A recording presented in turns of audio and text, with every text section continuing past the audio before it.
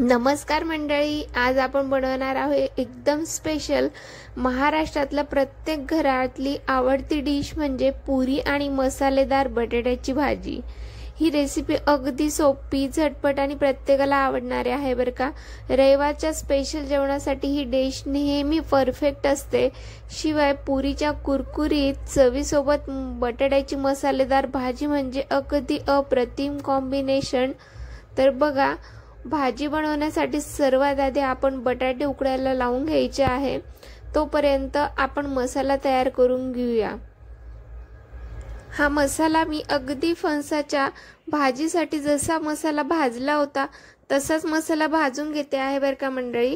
जर तो व्हिडिओ पाहिला नसेल तर जरूर जाऊन एकदा बघा, म्हणजे कोणते पदार्थ मसाल्यासाठी मी वापरलेले आहे हे तुम्हाला कळेल आणि मसाला कसा भाजायचा हे सर्व स्टेप बाय स्टेप तुम्हाला त्या व्हिडिओमध्ये बघायला मिळेल। आणि त्यासोबत भरपूर साऱ्या टिप्स देखील दिलेले आहे मी। ह्या व्हिडिओमध्ये मी बऱ्याच टिप्स स्किप केलेल्या आहे, म्हणजे मसाला भाजल्यानंतर आपल्याला मसाला भाजला गेला हे कसं समजेल।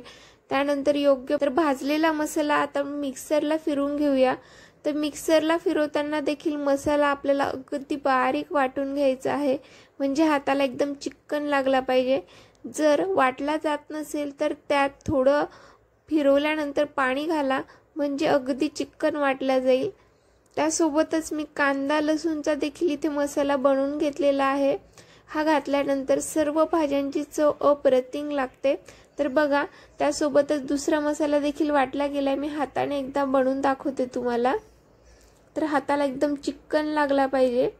त्यासोबतच जे बटाटे उकडायला ठेवलेले होते ते बटाटे देखील उकडून झालेले आहे। तर सर्व बटाट्यांचे आता झटपट आपण साल काढून घेऊया आणि साल काढलेल्या बटाट्यांच्या फोडी करून घ्यायच्या आहे। तर बघा, सर्व बटाटे अगदी मऊ शिजलेले आहेत, तुम्हाला बघू शकताय तुम्ही। तर सर्व बटाट्यांच्या फोडी करून घेतलेल्या आहे मी इथे। त्यानंतर आता आपल्याला मसाल्याला फोडणी द्यायची आहे। तर झणझणीत बटाट्याच्या भाजीसाठी मसाला आणि सर्व काही तयार आहे। तर आता फोडणी देऊया भाजीला। तर कडकडीत तेलामध्ये मसाल्याची फोडणी दिली, त्यानंतर कांदा लसूणची पेस्ट घातलेली आहे यात। त्यानंतर आता मस्त असं तेल सुटल्यानंतर त्यात थोडंसं पाणी घालून हा मसाला शिजू देऊ, त्याला खूप छान तरी येईल। तर बघा, तेल सुटल्यानंतर आता यात उकडलेले बटाटे घालते आहे, पण त्यात मी 5-6 बटाट्याच्या फोडी काढून ठेवल्या बरं का मैत्रिणींनो, जे आपल्याला भाजी घट्ट होण्यासाठी कामात येईल। तर बघा, आता मसाले व्यवस्थित परतून झाल्यानंतर थोड्या वेळ आपण झाकण ठेवू आणि 2-5 मिनिटांसाठी मस्त अशी वाफ काढून घ्यायची आहे बरं का आपल्याला, म्हणजे जो मसाल्यांचा फ्लेवर आहे तो सर्व बटाट्याला लागेल। तर बघा, वाफ काढून झाल्यानंतर आता यात चवीनुसार मीठ घालायचं आहे आणि व्यवस्थित आपण पुन्हा एकदा परतून घेऊ। आणि ज्या भांड्यामध्ये आपण मसाला फिरवला होता त्या भांड्यातच मी थोडं पाणी घातलं आणि ते पाणी आता मसाल्याच्या भाजीत घातलेलं आहे।